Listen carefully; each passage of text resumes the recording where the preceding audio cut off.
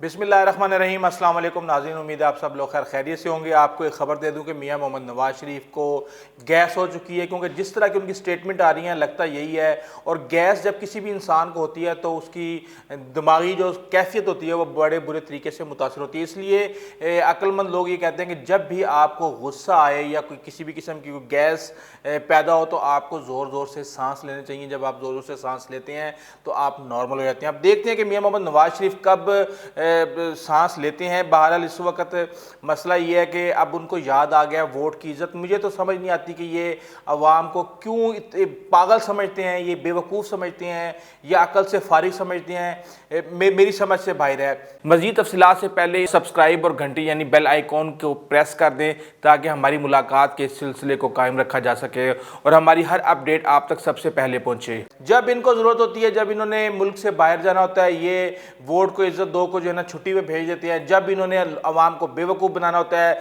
जब ये मिन्नतें तरले कर रहे होते हैं फ़ौज की, जब ये उनको कह रहे होते हैं कि हमें NRO दे दो, हमें बाहर जाने दो, मरियम को बाहर जाने दो या मुझे वापस आके सियासत करने दो, और जब वो कहते हैं कि नहीं ये काम अदालतों का है, ये अदालतें करेंगी, तो फिर ये कहते हैं कि वाह ये क्या मजाक है। हम तो हुक्मरान है इस कौम के, इस मुल्क के। हमें तो अल्लाह ताला ने एक ऐसा यानी कि ये कह सकते हैं कि भी ये समझते हैं कि ये कौम और ये मुल्क इनके बाप की जागीर है, और जिस तरह जब ये जैसे चाहेंगे ये करेंगे। कानून इनके घर की लौंडी है। अब बात यह है कि मियां मोहम्मद नवाज शरीफ का आप पूरा कैरियर उठा के देख लें। मैं ये समझता हूं कि अगर हमजा शहबाज को भी आर्मी चीफ बना दिया जाए तो मियां मोहम्मद नवाज शरीफ उसके खिलाफ भी आके खड़े हो जाएंगे। आप जनरल वहीद काकड़ से लें। पहली बात तो यह है कि आपको मैं अपनी गुज़िश्ता वीडियोस में बता चुका हूं कि किस तरीके से ज़ियाउल हक की गोद से लेके जनरल कियानी के 35 पंक्चर तक ये किस तरीके से बूट चाटते रहे हैं, किस तरीके से फ़ायदा उठाते रहे हैं। उस वक्त इनकी जो कानून की बालादस्ती की जंग थी, जो पार्लियामान की बालादस्ती की जंग थी, वो इन्होंने पुश डाली हुई थी। पता नहीं इन्होंने कोई ऐसी जगह बनाई हुई है वहाँ पे ये सारे नारे रख देते हैं। जब ज़रूरत होती है निकाल के एक एक वही पुराने घिसे पिटे फिक्रे इस्तेमाल करने की कोशिश करते हैं। जनरल आप ये देखें कि जनरल ज़ियाउल हक की गोद से इनका सफ़र शुरू हुआ, उसके बाद वहीद काकड़ आए, उनके साथ इनका फड्डा हुआ। उसके बाद जनरल असलम बेग आए, उनके साथ इनका फड्डा हुआ। उसके बाद जनरल जहांगीर करामत को इन्होंने घर भेजा। जनरल मुशर्रफ के साथ तो बड़ा मशहूर है वो दुख और वो ज़ख्म तो ये शायद सारी ज़िंदगी ना भूल पाएँ। इसके बाद जनरल कियानी के साथ इनका कोई फड्डा नहीं है, क्योंकि जनरल कियानी ने 2013 में इनको इलेक्शन जितवाया था, 35 पंक्चर लगाए थे। वो बहुत अच्छे साफ़ सुथरे बिल्कुल कानून की बालादस्ती, पार्लियामान की जो है ना बालादस्ती को वो कबूल करते थे, वो मानते थे, इसलिए उनसे उनका कोई फटा नहीं है। जनरल रहील शरीफ से इनका प्रॉब्लम हुआ, और अब नए आर्मी चीफ जो हमारे इस वक्त मौजूद हैं जनरल कमर जावेद बाजवा, उनके साथ भी इनको प्रॉब्लम है। अब मसला ये है कि कहते हैं जी कि किसी को हुकूमत नहीं कर देते। भाई 1991 में बेनज़ीर की हुकूमत किसने गिराने में मदद की? आपने की। 1996 में बेनज़ीर भुट्टो को घर भेजने के लिए किसने कोशिशें की? आपने की। 2011-12 में गिलानी को घर भेजने की किसने कोशिशें की? आपने की। और उसके अलावा आप पिछले 30 साल में उठा के देख लें, जो अगर जितने दूसरे वज़ीर आज़म कितने गए होंगे, उसके अलावा कोई एक आधा नहीं गया होगा। आप ये देख लें कि जनरल मुशर्रफ के दौर में काफ लीग ने अपना टाइम पूरा किया, उसके बाद फिर गिलानी साहब गए घर, इसके बाद पनामा ने इनके बंदों को भेजा, और उसके अलावा जितने भी गए कोई भी नहीं गया। आप एक तारीख उठा के देख लें कि जब से ये सियासत के अंदर आए हैं ये खुद जो है ना मुक्के मारते रहे हैं, खुद ये लाते मारते रहे हैं जो इलेक्टेड प्राइम मिनिस्टर्स थे उनको, और उनके खिलाफ साजिशें करते रहे हैं। अब बात यह है इस वक्त हम इनके वोट को इज्जत दो के जो घिसा पिटा नारा है, जिसको कई दफ़ा ये जो है ना दफन करने के बाद दोबारा ज़िंदा करने की कोशिश कर रहे हैं, हम यही कह सकते हैं कि 900 चूहे खा के बिल्ली हज को गई। मियां मोहम्मद नवाज शरीफ साहब, आपको याद है जब जुल्फ़िकार अली भुट्टो को फांसी दी गई थी तो आप पंजाब के वज़ीर आला थे। उस वक्त आपने पार्लियामान की इज़्ज़त की बात क्यों नहीं की? उस वक्त आपने जमहूरियत की बात क्यों नहीं की? उस वक्त आपने इदारों की बालादस्ती की बात क्यों नहीं की? आप सिर्फ अपने मुफाद के लिए, अपने मकसद के लिए इदारों को इस्तेमाल करना चाहती हैं, और जब वो इस्तेमाल नहीं होते तो आप उनके खिलाफ महाज खोल देते हैं, आप उनको ब्लैकमेल करने की कोशिश करते हैं। और आपने आज जो ट्वीट की है, एक तरह से आपने शहबाज शरीफ को ज़िबा कर दिया है। और मरियम, मैं तो ये समझता हूँ कि मरियम जो है, जिनके उस्ताद परवेज़ रशीद हैं, ये पूरी सोच इस वक्त जो है ना नून लीग के ऊपर एक तरह से हावी हो चुकी है।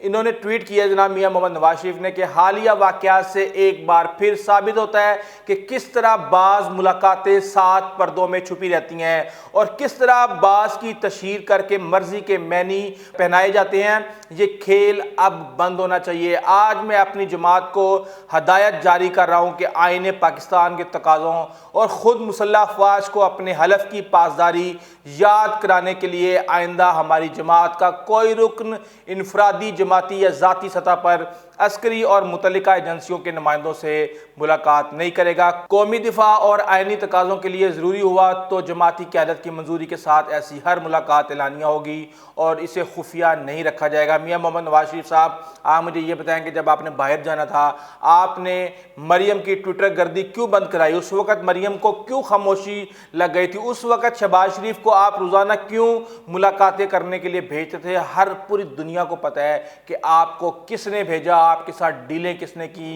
किस तरीके से आपको रियायतें दी गई। उस वक्त आपके ये सारे घिसे पिटे खोखले नारे वोट को इज्जत देने के वो कहाँ थे? बहरहाल आपको पता चल गया होगा कि मैं आपको एक खबर दे देता हूँ कि नून लीग में बहुत जल्द बगावत होने वाली है और नून लीग के जो लोग हैं, जो MNA MPs हैं, उनको पता है कि हम इस तरीके से इदारों से पंगा लेने के बाद किसी भी तरीके से पाकिस्तान में सर्वाइव नहीं कर सकते। मियां नवाज शरीफ तो खुद जाके लंदन में फ्लैटों के अंदर जो महल नुमा फ्लैट है उनमें जाके बैठ गए हैं और हमने यहाँ पे चीज़ों को मुकाबला करना है। हमारे बीवी बच्चे यहाँ पे हैं, हमारा सब कुछ यहाँ पे है, हम इतनी मुश्किल में नहीं रह सकते। इसलिए एक बहुत बड़ा ग्रुप है जिसने कहा है कि हमें मियां मोहम्मद नवाज शरीफ की क़यादत किसी सूरत भी कबूल नहीं है। शहबाज शरीफ को आप ये क़यादत दें और मीटिंग्स जारी हैं इस हवाले से और बहुत से लोग इस हवाले से तशवीश में मुब्तला है। शेख रशीद भी कह चुके हैं कि 1 महीने के अंदर अंदर नून शीन ये आपस में गुटमुट होगा, ऐन गैन होगी एक दूसरे के साथ और फिर देखते हैं। अभी फ़िलहाल डिसाइड ये किया जा रहा है कि शायद नून लीग पाकिस्तान एक हो, नून लीग लंदन एक हो, या फिर मियां शहबाज शरीफ को इस स्टेज पे लाया जाए कि वो खुद अलहदगी का ऐलान करें और एक नई जमात बनाएं। बेसिकली पाकिस्तान में होता क्या है, मैं आपको बता दूं, एक मैं आईना दिखा दूं ज़रा नून लीग को कि उनकी क्या हैसियत है और उनके जो जितने भी नुमाइंदे हैं वो इतने परेशान क्यों हैं कि 2002 का इलेक्शन 99 में आपको पता है इनको भेजा गया था, बड़ा गर्मा गर्मी चल रही थी इदारे के साथ। तो 2002 में जो इलेक्शन हुआ, इलेक्शन का जो रिज़ल्ट आया, मुस्लिम लीग काफ की 126 सीटें थी, पीपल्स पार्टी की 81 सीटें थी, मुत्तहिदा मजलिस अमल की 63 सीटें थी और मुस्लिम लीग नून की 18 सीटें थी। आप ये देख लें कि ये इंजाम होता है यहाँ पे पाकिस्तान के अंदर ये इंजाम होता है। और अब आप फैसला कर लें कि अब क्या होना है, किस तरीके से होना है। अच्छा, अब कहते हैं जनाब एहसन इकबाल साहब के जनाब मियां मोहम्मद नवाज शरीफ का खिताब तो इदारों के ख़िलाफ़ नहीं था, हम तो जंग लड़ रहे हैं आइन की और आइन की बालादस्ती की, कानून की हुक्मरानी की। हमारी जंग है वो वोट की हुर्मत के लिए है, अवाम के मुआशी हकूक़ की जंग है। 3 मरतबा वज़ीर आज़म बनने वाले शख्स को क्या ज़रूरत है कि वो अपनी जो है फैमिली को मुश्किल में डाले और पाकिस्तान को बचाने की कसम खाई हुई है। ये हाथ हमारे जुड़े हुए हैं जनाब एहसन इकबाल साहब, आपने इस पाकिस्तान को इस तरह लूटा खसूटा है, आपके लीडरों ने इस तरीके से नोचा है कि दुश्मन भी शायद इस तरीके से नहीं नोचता। आपने इस मुल्क को दुश्मन का इलाका समझ के जिस तरह कब्ज़ा करने के बाद लूटते खसूटते हैं, आपने पाकिस्तान का वो हशर किया है। मैं बेसिकली नून लीग करती क्या है, नून लीग इस तरह करते हैं, मेरे एक बहुत करीबी अजीज़ हैं, वो बुरा भला कह देते हैं अगले बंदे को। जब अगला बंदा कहता है कि शिकवा करता है कि ये आपने ये काम शुरू किया, तो वो कहते हैं अच्छा मुझे बताओ मैंने क्या कहा था। अब हर बंदे की तो इतनी याददाश्त नहीं होती कि वो आपको बताए कि क्या था, फिर अगला बंदा सोचने पड़ जाता है, उसको एक आध फिक्र याद आता है और वो कहता है कि यार ये क्या कहा था उसको। क्योंकि जब आपको इस तरह कोई अगला बंदा तैश पहुंचा रहा हो तो दिमाग की जो कैफियत होती है वो उस सूरत में थोड़ी सी डिस्टर्ब भी होती है, चीज़ों की जो मेमोरी है वो उस हवाले से थोड़ी सी वीक भी होती है। यही काम ये हुक्मरान इस आवाम के साथ कर रहे हैं कि सब कुछ करते हैं और उसके बाद फिर कहते हैं अच्छा हमने तो क्या किया, हमने तो किए कुछ नहीं, हमें बताओ हमने क्या किया।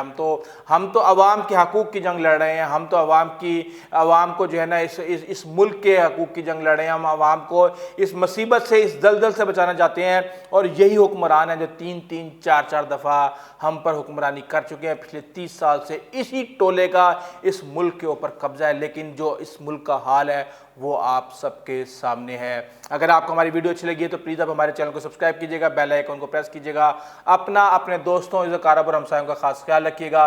आइंदा तक इजाज़त दीजिए। अल्लाह हाफिज़।